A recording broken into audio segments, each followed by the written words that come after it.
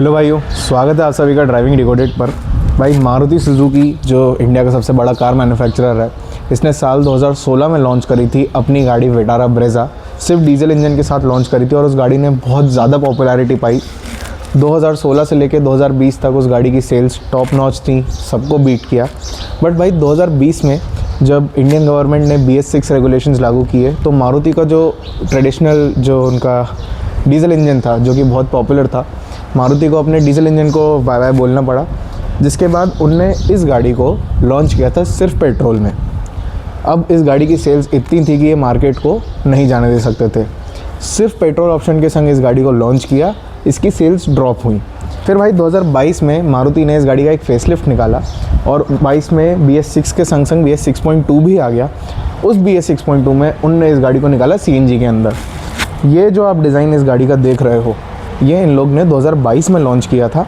मैंने इस गाड़ी को ख़रीदा भाई 2024 में और आज डेट है 15 मार्च 2026। लगभग 2 साल मुझे इस गाड़ी को ओन करते हुए हो गए हैं। इस गाड़ी को CNG में लॉन्च करके मारुति ने जो ये मार्केट है, सब कॉम्पैक्ट SUV का जो मार्केट है, इस मार्केट में पहली CNG गाड़ी निकाली थी, जिसके कारण उनने डीजल को काफ़ी अच्छा कंपटीशन दिया और गाड़ी ने आउटसेल्स किया उस टाइम पे डीजल कार्स को। अभी तो फ़िलहाल डीजल कार ज़्यादा बिक रही हैं कंपेरेटिवली, बट ये गाड़ी ने मारुति की इज़्ज़त बचा के रखी। डीजल इंजन जाने के बाद भी ये गाड़ी सर्वाइव करती है और आज भी आपको सड़क पे आप निकलोगे तो आपको कहीं ना कहीं ये ब्रेज़ा देखने मिलेगी। अब भाई इसका नाम भी चेंज कर दिया। 2016 में जब लॉन्च किया था तब इसको लॉन्च किया था विटारा ब्रेज़ा के नाम से। 2022 में जब इसका फेसलिफ्ट निकाला तब भाई इन लोग ने इसका नाम सिर्फ ब्रेज़ा कर दिया और वो जो विटारा वर्ड था उसको निकाल के ग्रैंड विटारा के संग एसोसिएट कर दिया, जिसको मारुति बेचता अपने नेक्सा डीलरशिप के अंडर। ये गाड़ी अरीना डीलरशिप में मिलती है। जब मैंने ये गाड़ी ख़रीदी थी उस टाइम पे विक्टोरियस लॉन्च नहीं हुई थी, तो अरीना लाइनअप के अंदर सबसे महंगी गाड़ी जो थी उस टाइम पे ब्रेज़ा ही थी। ब्रेज़ा का टॉप मॉडल जो था वो सबसे महंगा मॉडल था अरीना लाइनअप के अंडर। आज मैं आप लोग के सामने इस गाड़ी के कुछ नेगेटिव्स डिस्कस करता हूं जो कि मैंने मेरे 2 साल के ओनरशिप एक्सपीरियंस में डिस्कवर किए हैं। भाई इस गाड़ी के नेगेटिव्स में, इस गाड़ी के लुक्स को लेके कोई नेगेटिव नहीं है, इसके गाड़ी के फ्रंट को लेके कोई नेगेटिव नहीं है। जो मेरे पास है भाई ये VXI मॉडल है। इस मॉडल में प्रोजेक्टर बेस्ड हेडलैम्प आते हैं जिसके अंदर की LED मैं चेंज कर सकता हूँ। ZXi मॉडल से इसमें कंपनी से ही DRL बेस्ड LED आते हैं जो कि चेंज नहीं हो सकते। मैंने इसलिए VXi भी चूज़ किया था कि मैं अपनी मर्ज़ी की इसमें लाइट्स डलवाऊंगा।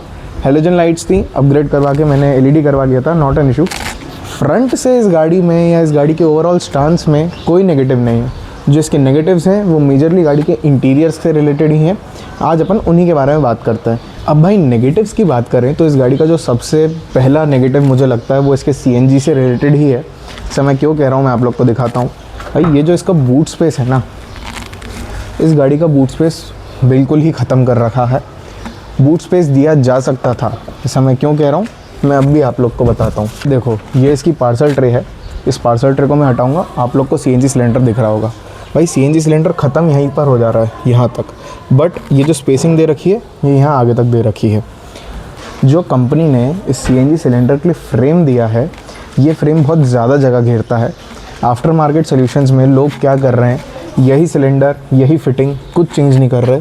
बस जो ये स्टैंड है जिस पे ये CNG सिलेंडर माउंटेड है, इस स्टैंड को वो हटा रहे हैं और वो जो उनका बनाया हुआ स्टैंड है वो लगा रहे हैं। तो गाड़ी में जो बूट स्पेस सिर्फ इतना सा है, ये बूट स्पेस इतना हो जा रहा है। 25% से 50% हो जा रहा है boot space company fitted CNG गाड़ियों में ही। सेम माउंट जो है, जिस माउंट को वो लोग यूज़ कर रहे हैं वही सेम माउंट ये लोग प्रोवाइड करते हैं अपनी ग्रैंड विटारा गाड़ी के अंदर। उसमें CNG सिलेंडर की प्लेसिंग नीचे कर दी गई है और वो माउंट ऐसा है कि उसमें पूरा बूट स्पेस बनता है गाड़ी में। बट ब्रेज़ा के अंदर इन लोग ने ऐसा नहीं किया था। इन लोग ने काफ़ी हैवी और काफ़ी बड़ा जो माउंट है CNG सिलेंडर का वो दिया, जिसके कारण नो डाउट CNG सिलेंडर के नीचे तो स्पेस है बट प्रैक्टिकली ये स्पेस किसी यूटिलाइजेशन का नहीं रहता। मेरा टिश्यू बॉक्स यहाँ पड़ा रहता है। जो प्रैक्टिकल स्पेस रहता है वो सिर्फ इतना ही बचता है जो कि डे टू डे यूज़ में कम पड़ता है। अगर इस माउंटिंग को इम्प्रूव कर दिया जाता, अगर कुछ बेटर तरीके से अरेंजमेंट कर दिया जाता जैसा कि ग्रैंड विटारा में कर रखा है, तो ब्रेज़ा का बूट स्पेस काफ़ी ज़्यादा प्रैक्टिकल होता और डे टू डे यूज़र्स के लिए, जैसा मैं हूँ भाई, कुछ भी सामान रखना हो तो मुझे सीट पे रखना पड़ता है, वो मुझे वहाँ ना रख के मैं पीछे रख सकता था। अगला नेगेटिव भी भाई इसके बूट से रिलेटेड है। जिस तरीके की इसकी CNG सिलेंडर की माउंटिंग है, जो इसका स्टेपनी है, उसको एक्सेस करना काफ़ी टफ हो जाता है। मैं इस ट्रे को निकाल भी लूँगा तो मेरा टायर ईज़िली बाहर निकल के नहीं आता है। अगर ये अच्छा बेटर फ्रेम यूज़ करते, ये फ्रेम की लेंथ अंदर चली जाती है। जो आफ्टर मार्केट CNG वो लोग लगाते हैं उसमें ये पार्ट यहाँ पीछे तक चला जाता है, जिससे काफ़ी बूट स्पेस बनता है और टायर को निकालना रखना बहुत ईजी हो जाता है। और अब तो खैर इन्होंने विक्टोर इसमें टायर देना ही बंद कर दिया, तो ये एक पॉजिटिव भी है कि ब्रेज़ा में कम से कम आपको स्पेयर टायर मिल तो रहा है सेम साइज़ का। भाई नेक्स्ट अपन बात करें तो वो है इसके रियर पैसेंजर्स के स्पेस के लिए। भाई मेरी हाइट 6 फुट है, आगे की दोनों सीट्स मेरी हाइट के अकॉर्डिंग एडजस्टेड हैं। अगर मेरे हाइट हेल्थ का कोई बंदा आगे बैठा होगा और सेम मेरी हाइट हेल्थ का ही बंदा अगर पीछे बैठा होगा तो आप देख सकते हो उसके लिए नी रूम 0 है, पैर सीट्स में ज़रूर टच होते हैं। थाई रूम जो है वो ज़रूर कम है, बट जो बेटर पार्ट है वो ये है कि जो रियर सीट की पोजीशनिंग है वो एक्सेल से थोड़ी आगे है, जिसके कारण रियर पैसेंजर्स के लिए राइड कंफर्टेबल होती है। बट अगर आप as a passenger, as a person सोचो तो ये चीज़ें अगर होती, अगर थोड़ा बेटर नी रूम मिलता, थोड़ा ज़्यादा बेटर थाई स्पेस मिलता तो ज़्यादा और कंफर्टेबल राइड हो सकती थी। ये भी इस गाड़ी का एक नेगेटिव मुझे लगता है लॉन्ग राइड्स के लिए। नेक्स्ट अपन बात करें तो भाई मैंने लिया था VXI मॉडल CNG में। जो इसका VXI पेट्रोल मॉडल आता है उसमें भी रिवर्स पार्किंग कैमरा नहीं आता है, ZXI मॉडल से आता है। बट VXI पेट्रोल मॉडल में रिवर्स पार्किंग कैमरा यहाँ बूट के बटन के संग लग सकता है, क्योंकि कंपनी ने बूट के अंदर उसकी वायरिंग पहले से दी है। बट भाई CNG मॉडल्स में कंपनी ने रिवर्स पार्किंग कैमरा की वायरिंग दी ही नहीं कि जो टॉप मॉडल में जैसे यहाँ पर कैमरा लगता है वैसे लग सके। इसकी वायरिंग बनाने के लिए 2 ऑप्शन रहते हैं, या तो आप वहाँ से टेल लाइट के पीछे से वायरिंग काट के पूरा ऊपर से डालो और बूट के अंदर जैसे आफ्टर मार्केट काम होता है वैसा करवाओ, या फिर सेकेंड ऑप्शन जो कि शोरूम वालों ने बिना पूछे ही कर दिया डिलीवरी के टाइम पे। उनने सिर्फ एक्सेसरीज़ की लिस्ट में पूछा था कि कैमरा चाहिए, तो हमने कह दिया हाँ चाहिए भाई, इतने बड़े साइज़ की गाड़ी है, कैमरा नीड रहता है रिवर्स करने में। उनने क्या किया भाई, उनने बम्पर में ड्रिल करके ये नॉर्मल सा कैमरा लगा दिया, जो कि किसी भी गाड़ी में लग जाता है जिसमें रिवर्स पार्किंग कैमरा की जगह ही नहीं होती है। जो इस गाड़ी की OEM स्पेस थी कैमरा की, वहाँ कैमरा लगाया नहीं, वहाँ कैमरा के लिए कंपनी ने वायरिंग दी ही नहीं। इसकी वायरिंग भी भाई यहाँ से ऐसी निकल के इस टेल लाइट के पीछे से है। जब ये रिवर्स गियर लगता है, ये रिवर्स लाइट जलती है, जैसे ही ये जलती है इसमें करंट आता है, यहाँ से करंट इस कैमरे पे आता है और कैमरा एक्टिवेट हो जाता है। अब ये क्यों नेगेटिव है वो समझाता हूँ।